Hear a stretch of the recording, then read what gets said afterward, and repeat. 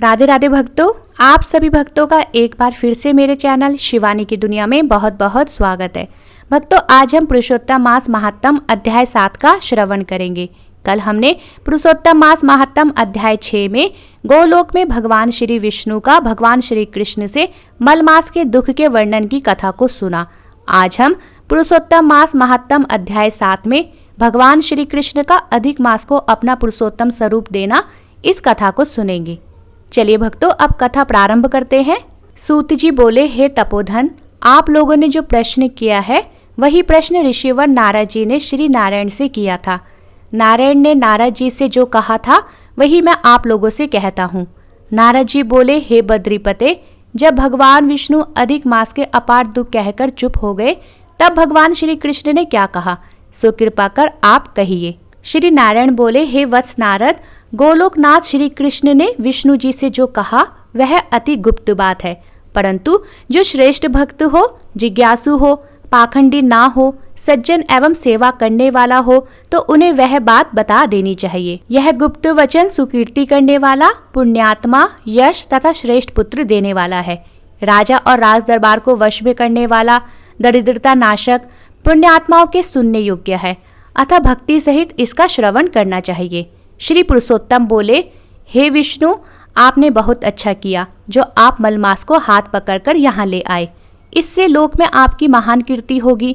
जब आपने अधिक मास को अपना लिया है तो मैंने भी इसे अपना लिया है, अतः मैं इसे भी अपने समान सर्वोपरि करूँगा। यह गुण, कीर्ति, प्रभाव, ऐश्वर्य, शक्ति, पराक्रम व भक्तों को वरदान देने में मेरे ही समान गुणवान होगा। जैसे मैं विश्व में पुरुषोत्तम नाम से प्रसिद्ध हूँ, वैसे यह भी पृथ्वी पर पुरुषोत्तम नाम से विख्यात होगा। जो गुण मैंने इसको दिए हैं वह सब मुझ में है और मेरा पुरुषोत्तम नाम लोक और वेदों में विख्यात है। हे जनार्दन, वे सभी गुण तुम्हारी प्रसन्नता के लिए आज मैंने इसे दे दिए हैं, अतः हे मधुसूदन, आज से मैं इसका स्वामी हूँ। अब इसका पुरुषोत्तम नाम होने से यह जगत में सबसे पवित्र हो जाएगा और यह मेरे समान होकर सब मासों का स्वामी होगा। अब यह जगत पूज्य और विश्व वंदनीय होगा। इसकी जो लोग पूजा, व्रत, आराधना करेंगे उनके सब दुख, दरिद्रता का नाश हो जाएगा। 12 महीने सकाम है, परंतु मैंने इसको निष्काम कर दिया। जैसे मैं प्राणियों को मोक्ष देता हूँ, वैसे ही मैंने इसे मोक्ष देने वाला बना दिया।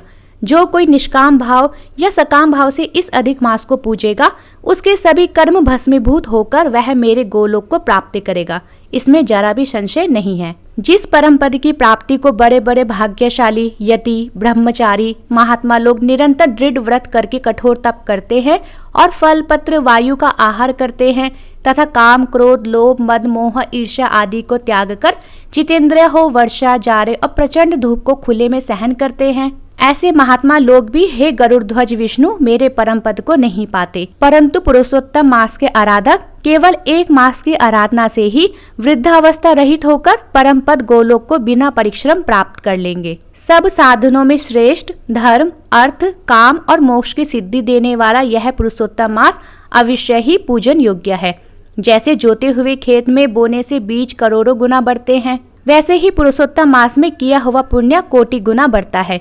कुछ लोग चतुर्मासी यज्ञ करके स्वर्ग जाते हैं और वहां के भोग भोगकर पृथ्वी पर आते हैं, किंतु जो व्यक्ति पुरुषोत्तम मास का आदर से विधि पूर्वक पूजन करता है वह अपने कुल का उद्धार कर मुझको प्राप्त करता है, और जो मुझे प्राप्त हो जाता है वह जन्म, मृत्यु, भय से व्याप्त आदि व्याधि तथा वृद्धावस्था से घिरा हुआ इस संसार में दोबारा जन्म नहीं लेता। जहाँ आकर फिर लौटना नहीं पड़ता, वही मेरा गोलोक धाम है। ऐसा वेद और उपनिषद का वचन सत्य है, यह मिथ्या नहीं हो सकता। इस मास का स्वामी मैं हूँ, मैंने ही इसे प्रतिष्ठित किया है और अपना पुरुषोत्तम नाम भी इसको दिया है, जिससे इसके भक्तों की चिंता अब दिन रात मुझको रहेगी।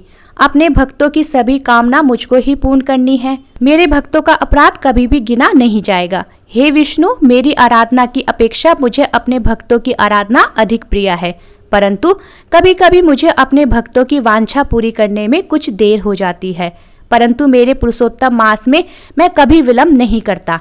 मल मास के भक्त मेरे प्रिय भक्त हैं, वे मुझको अत्यंत प्रिय है। इस मास में महाअज्ञानी मनुष्य जो जप, तप, दान, स्नान आदि नहीं करते, अच्छे कर्म नहीं करते और देव तीर्थ ब्राह्मणों का उपहास करते हैं, वे दुष्ट और अभागे जो दूसरों के भाग्य पर जीने वाले हैं, उनको स्वप्न में भी सुख नहीं मिलता, जैसे खरगोश के सिंग खोजने पर भी नहीं मिलते। जो मूर्ख मेरे प्रिय मलमास का तिरस्कार करते हैं और जो धर्म का आचरण नहीं करते, वे सदा नरकगामी होते हैं। पुरुषोत्तम मास प्रत्येक तीसरे वर्ष में पड़ता है। ऐसे मास में जो धर्म आचरण नहीं करते, वे कुंभीपाक नरक में पड़ते हैं और जब तक पृथ्वी पर जीवित रहते हैं तब तक अनेक कष्ट पाते हैं तथा पुत्र पौत्र द्वारा दिए गए क्लेशों को भोगते हैं। जो सुहागिन स्त्रियां पुत्र सुख और अपने सौभाग्य की कामना से पुरुषोत्तम मास में स्नान दान पूजा पाठ आदि करेगी, उनको मैं सौभाग्य संपत्ति विविध सुख एवं पुत्र आदि देता रहूंगा। और जो स्त्रियां मेरा मास व्यर्थ निकाल देगी तो मैं उनके प्रतिकूल हो जाऊंगा, जिससे उन्हें ना तो पति का ही सुख मिलेगा और भाई पुत्र संपत्ति आदि का सुख स्वप्न में भी नहीं मिलेगा। अतः इस मास में सभी शुद्ध मन से स्नान पूजा आदि अवश्य करे और अपनी शक्ति के अनुसार दान करे। जो पुरुषोत्तम मास में श्रद्धा भक्ति से मेरी पूजा करेगा, वह धन पुत्र और विविध भांति के सुख भोगकर अंत में गोलोक में जाकर वास करेगा।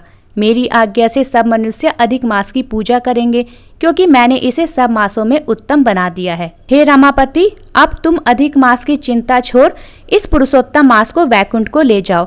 श्री नारायण बोले। इस प्रकार भगवान विष्णु श्री कृष्ण के मुख से ऐसे रसीले वचन सुनकर बड़े आनंदित हुए और मलमास को साथ लेकर नवीन मेघ के समान श्याम कांति वाले श्री श्याम सुंदर को प्रणाम करके गरुड़ पर बैठ शीघ्र ही अपने वैकुंठ को चले गए।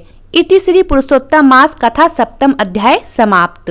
बोलो भगवान श्री हरि की जय। भक्तों, अगर आपको मेरी ये वीडियो पसंद आई हो तो मेरा ये चैनल लाइक शेयर और सब्सक्राइब करना ना भूलें।